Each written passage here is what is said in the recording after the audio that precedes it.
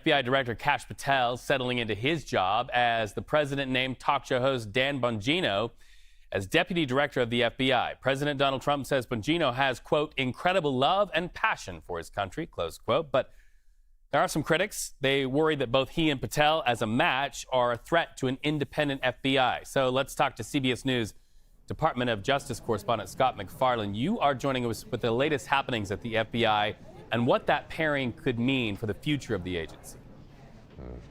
This is quite a moment of transition. I mean, there is change and then there are changes, and this is the latter.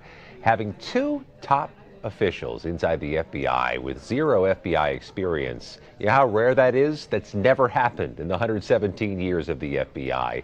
So you're going to sense changes evolving from when these two actually get to their desks and get after it. Kash Patel has arrived. He is the director of the FBI. He has a side gig as the director of the Bureau of Alcohol, Tobacco, and Firearms as well. Dan Bongino is winding down his very popular talk radio and podcast shows and then takes over as the number 2 official there. But you can see the changes already happening. They've made the announcement at the FBI that about 1,000 or so employees here in Washington, D.C. will be reassigned and relocated to field offices all across the country. They're also sending about 500 people to a sub-office in Huntsville, Alabama. Those types of changes, transfers, demotions, promotions, we expect that to accelerate as both men get into their offices. Well, we also want to ask you about this. The Trump-appointed acting U.S. attorney for D.C. making some waves after taunting the Associated Press and saying U.S. attorneys are Trump's lawyers. What's the controversy playing out here? Yeah, on Inauguration Day, the president appointed a new top prosecutor in Washington, D.C. to handle cases in the District of Columbia. It's a very powerful position. It's a very important position because some particularly important investigations take place in the nation's capital. Ed Martin was a Stop the Steal advocate, a 2020 election denier, and a January 6th defense attorney. He's now the U.S. attorney for D.C., a Trump loyalist. He's been making some provocative social media posts, which, to begin with, Reed, is uncommon for a U.S. attorney, but in which he is championed Donald Trump, that at one point yesterday referred to himself as Trump's lawyer, and that U.S. attorneys are Trump's lawyers.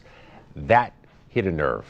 Democrats on the U.S. House Oversight Committee have now launched an investigation of Ed Martin, saying that is politicized talk that is inappropriate, improper for U.S. attorneys. They've asked him for records on things he's been saying publicly, records into the inquiries he's launched, and they also asked him to publicly state that the U.S. attorney is not Donald Trump's lawyer, but a prosecutor who represents the United States of America.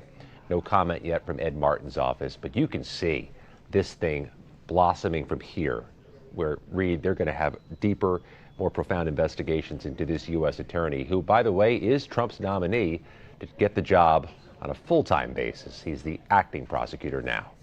All right, and so we also have to ask you about another challenge to President Donald Trump's policies, executive orders, transgender service members challenging the president's executive order on that front. What's the latest on that? There is a hold on that order that's been put on hold by a judge here near Washington, D.C. That's just one of nearly 100 legal challenges on policies, on personnel moves, on executive orders, and you can see that number growing from here.